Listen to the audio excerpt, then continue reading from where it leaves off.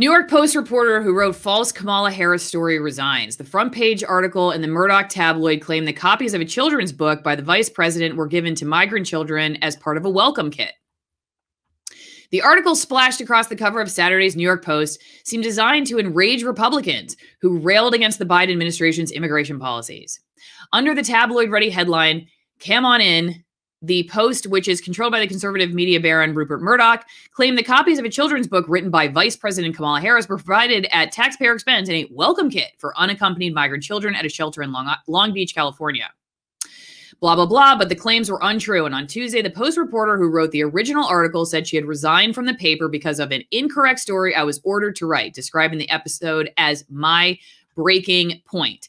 Now, I want to find her tweets because I think these are important for all of us to discuss, simply because the language used in the tweets that she wrote about it, I think, are telling.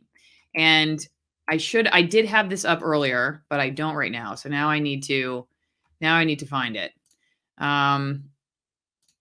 Is this it? No, this is not it. Stand by. I'm going to find it. Here we go. Okay. Let me put this over here. Okay. So as you can see, an announcement today. This is Laura Italiano. Today I handed in my resignation to my editors at the New York Post. The Kamala Harris story, an incorrect story I was ordered to write, in which I failed to push back hard enough against, was my breaking point. I don't know if it said this in the New York Times article that I just read you. I can't remember if I read this part of it, but basically it was one book given to one child, not a bunch of books given to a bunch of children. Okay. So it's been a privilege to cover the city of New York for its liveliest, wittiest tabloid, a paper filled with reporters and editors I admire deeply and hold as friends. I'm sad to leave. I wish that more folks working for News Corp had your integrity. Oh, no, that's not. Okay, so that's somebody that wrote a response to her. Okay. Where my attention lies is right here, is this one particularly. The Kamala Harris story, an incorrect story I was ordered to write, and which I failed to push back hard enough against, was my breaking point. Now, a lot of people, I think, took this and ran with it, depending on whatever political affiliation or direction they wanted to. There was a lot of anger and a lot of judgment on this person. I will first off say that I don't know this person, and I do not know. Okay, this is like my lawyer claim. No legal advice, no medical advice. Okay, I'm just commenting on something I've seen. So I don't know what happened behind the scenes. That said, I personally have never had a boss say, you have to do this or else. I have had bosses say, you are not allowed to do this. Okay. That happened far more regularly in my career, was you are not allowed to cover this topic. It happened specifically, I was told that I was not allowed to pitch stories about vaccine skepticism. That was one thing in particular towards the end of my career. I was not allowed to pitch those stories. There were a couple others that I was not allowed to do. Now, those are big controversial topics. Okay. But on a regular basis, you might be somebody who's pitching what you think are important stories for your community, and your boss says, nope. And it's not necessarily because they're trying to win one over on the public, is because they just don't think it's important. Now, it may be very important, but they may just think it's not important enough to make money. Okay. It's not going to make any money. They're not going to put it on the TV. I see my producer out the window. Hey, how's it going? Hi. So that's the first thing. I question if in fact the bosses said, you have to do this story or else, because she says in the tweet, I failed to push back hard enough. So what would have happened if she had said to her bosses, I don't feel comfortable writing this story. I just do not feel comfortable writing the story. I have said that to my bosses. I've said that. And I never one time had them say back to me, if you don't do it, if I had valid reasons, I'm concerned about it for this, this, and this. I don't think this is something that we've researched enough, or that we've done, our due diligence to understand. I have said that, and I've never had somebody threaten me with my career over it.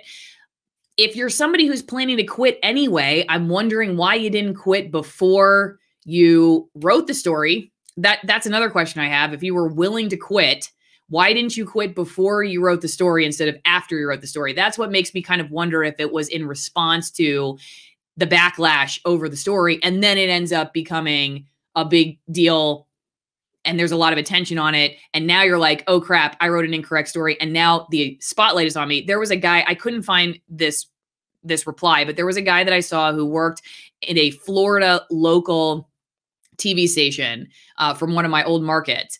And he wrote something like, was this the first time or the first time that you got caught? I've never had a manager tell me I had to do something and I couldn't stand up against it. Now, this is not to say this doesn't happen. I have had friends who were told things like, you are doing this. Now, that usually that was like, okay, my friend Joanna was on the channel and I was trying to get her to talk about this one too, because she's had more experiences than I do about stories that she was like, this is not a story. And it would be like something like this. There's a shooting in a neighborhood. We want you to go do the shooting. And, you know, are people terrified? Are they scared for their lives? Or you know, how are they reacting? She goes to the neighborhood. She finds out, no, it was targeted.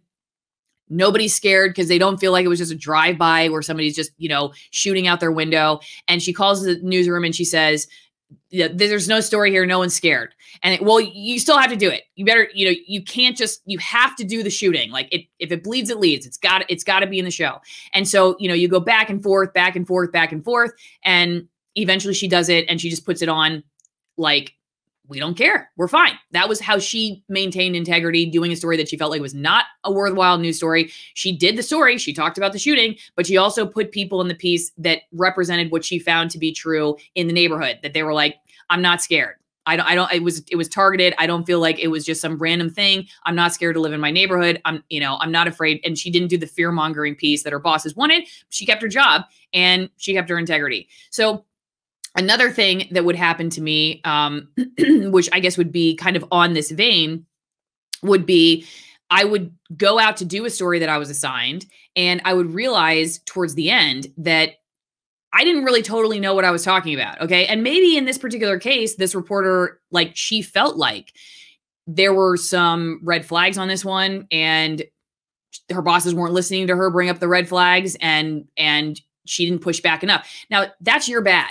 Like, to me, that's your bad. If you're a reporter and you know that you haven't vetted a story, and let's take it up a level and say it's something where you could feel like it's legit government propaganda that's being pushed about any number of big topics, COVID, war, you name it, and you haven't vetted the story, that's your bad.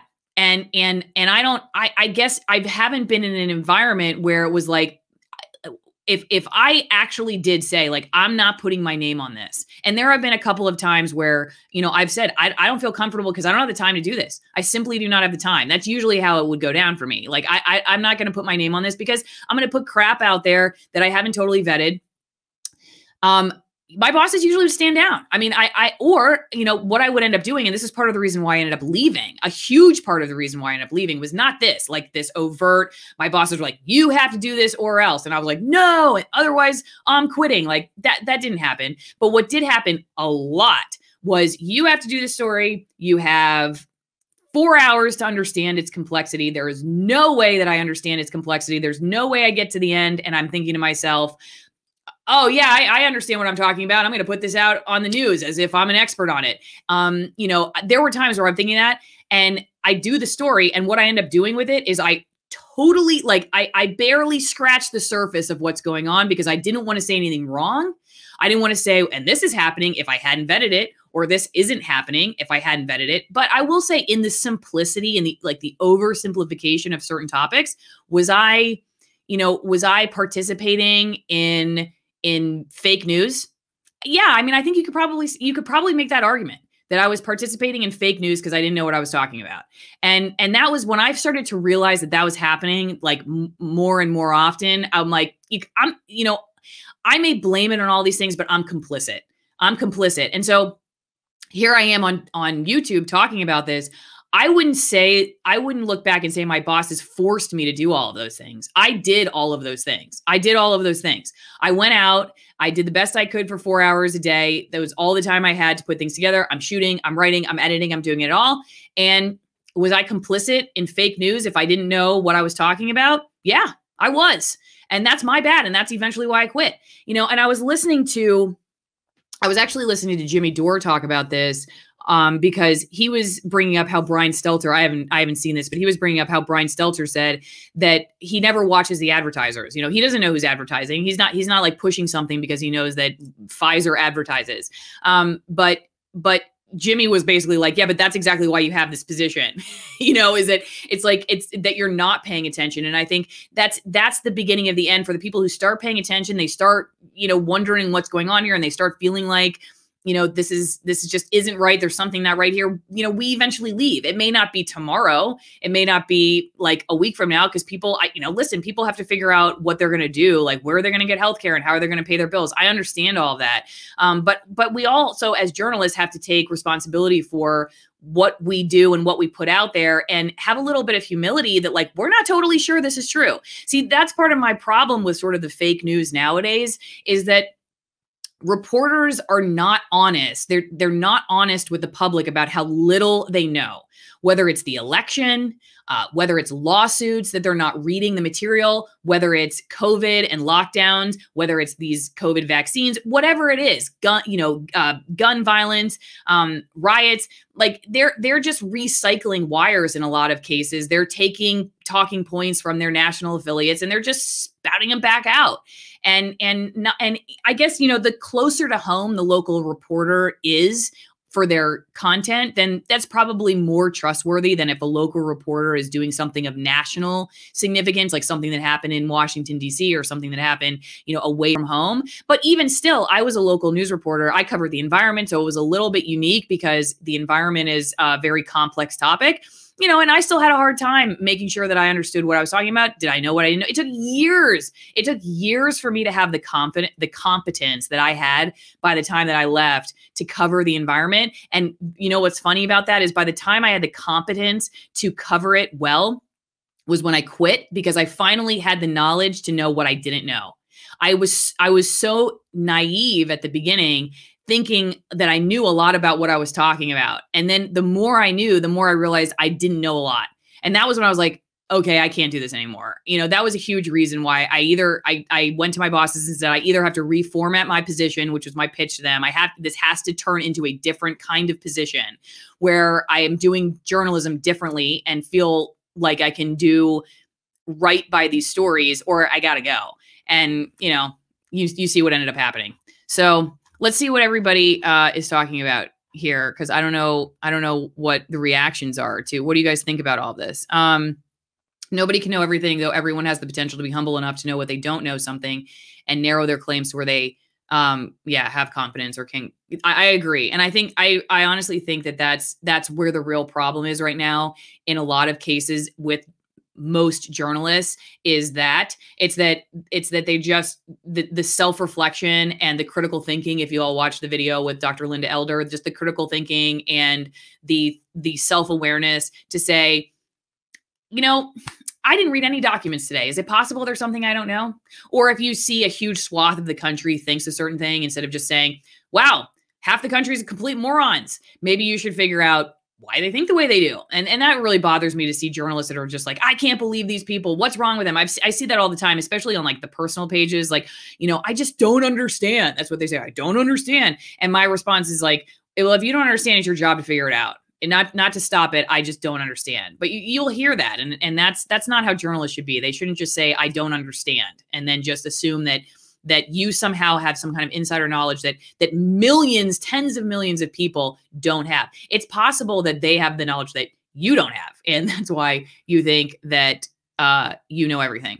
So do we feel like we've covered this topic? I feel like so to finish up with Laura Italiano and the live stream itself, you know, I'll say this much. I don't know what she's going to do. I'm going to message her and see if maybe she'd be willing to, let's see if she takes messages. Let's just see real fast if she'll take a message. No. See, this is the problem. Why doesn't anybody take messages? All right. I take messages on Twitter because that's like the only thing I use Twitter for is messages, because I want to be able to contact these people.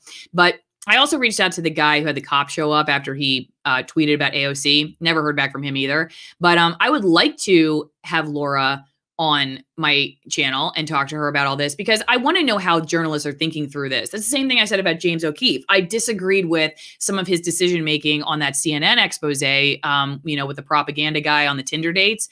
But I still want to know how he thinks through his decisions. And I want to know how this particular journalist thought through her decision. I want to know what she really means about the pushback. I want to know what she means about all that. My read on this as somebody who's been in the business, was in the business for a long time is this particular person had a gut feeling when she was doing the story that there were certain things that just either didn't make sense or she didn't have the answers for. And she perhaps had a little voice in her head that said, you know what, maybe there's another side. There's another side to this, or there's other stuff that I haven't uncovered and I'm uncomfortable. And she literally says like she didn't push back hard enough. So maybe I guess I have a hard time with saying you were forced to write it if you didn't push back hard enough. That's the key there for me. How do you know you were forced to do it if you didn't push back hard enough? You don't really know, because maybe if you had pushed back hard enough, you wouldn't have been forced to do it. And in my experience, like when I have pushed back in my newsrooms, I actually didn't have bosses who were just like, well, then you're fired. I don't think they would have been happy. I'm not saying they would have been happy, but I will say that like, I think that's my big question. Like, if you didn't push back hard enough, is that your bad? And I'm sit here and say, listen, hey, I've been there. I've been in the situations where I didn't vet a story in its entirety. And maybe I didn't even know I hadn't done that. I didn't know what I didn't know. So I'm not going to come down on her as if like she's in some class of her own. And that I think it's really important for all like those of us who are in mainstream media to say like, hey, there's some serious problems with the industry and this is how it shakes out. And we're all capable of participating in this problematic system.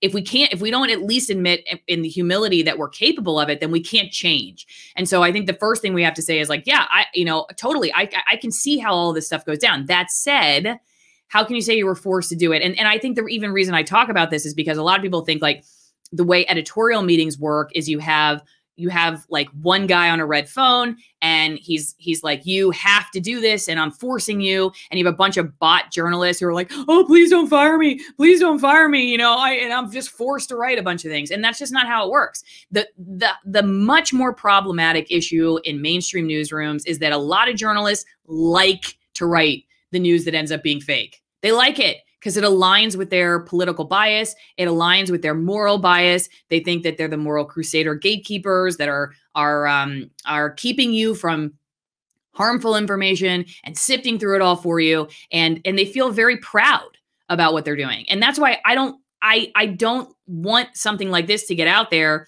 where maybe a lot of left-leaning media outlets are like, see, the New York Post, it forces its reporters to write fake stories. No. Be careful. Be careful to think that that's how mainstream media works, because that's not the main problem. One of the main problems that I've come across is not that you have a bunch of aware, critically thinking journalists who are just being forced, they're just being forced with the crack of the whip to write fake news. And that's not how it works. Most of these people believe in what they're doing. And they don't know what they don't know. And, hey, maybe there are well-intentioned people who just don't have the time or whatever, but that's not an excuse, because remember, I don't excuse myself. And I was one of those people who really was going to work every day trying to do the best she could, but I just did not have the resources. And of course, eventually it ended my career. And so that's how I just want people to understand that's another problem, because let's say if the real problem was a bunch of ruthless Scrooge managers who are like, you only get one more piece of coal in the fire if you'll write that story about Kamala Harris, then that would be an easy problem to fix, because you just get rid of Scrooge and you put in a Bob Cratchit and then everything's fine. But that's not the main problem. The main problem is you put in Bob Cratchit and you still have a bunch of people who don't know what they're talking about. And so like, how do you deal with that? That's the problem that has to be dealt with. That the issue of self-awareness, critical thinking, and people who are willing to push back and aware enough to push back. That to me is a far greater problem than just a bunch of meanie head managers who are forcing people to write things they know to be false. LOL, this extra non-YouTube segment is going to be like half the video.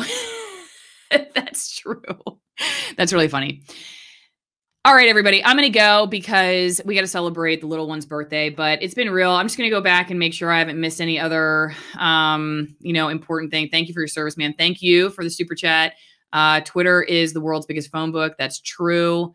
Blind trust in an idea as a dogma. That's the definition of the thing.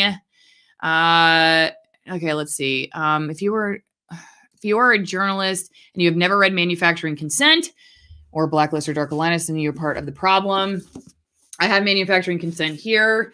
I never knew about this book when I was in mainstream news. Never. I had never heard of it. Okay. That just goes to show you how aware we all are. It's not even funny, but I laugh at it because it's ridiculous. It's so, in some cases, it's just so ridiculous and it gets my blood pressure going. So I sort of have to, just let it go. Plus, if she didn't have evidence the story was false, why would she push back against it? That's another question too. I don't know. I just have questions about this. I have questions about it. I'm not saying that anyone's like, I'm not going to say she's a liar, they're a liar, whatever. I don't know what happened behind the scenes. I'm just saying that, it's a little fishy to me. I usually quit before I do the thing that drove me to my breaking point. Yeah, I mean, I think that's exactly kind of the point that I'm looking at. It's like, if you were willing to quit, like you had the money, you had the resources, you had the ability to quit yesterday, then why didn't you do that? Why did you write the story? Because I could see someone saying, hey, I wrote this fake story that my bosses wanted me to do. I really didn't want to do it, but you know what? Hey, I need healthcare. And I'm sorry. I'm sorry if you guys hate that, but I need healthcare or something like that. Like that to me would be more intellectually honest. It would be, sad, but it would be more intellectually honest to be like, I'm quitting now because I didn't push back hard enough.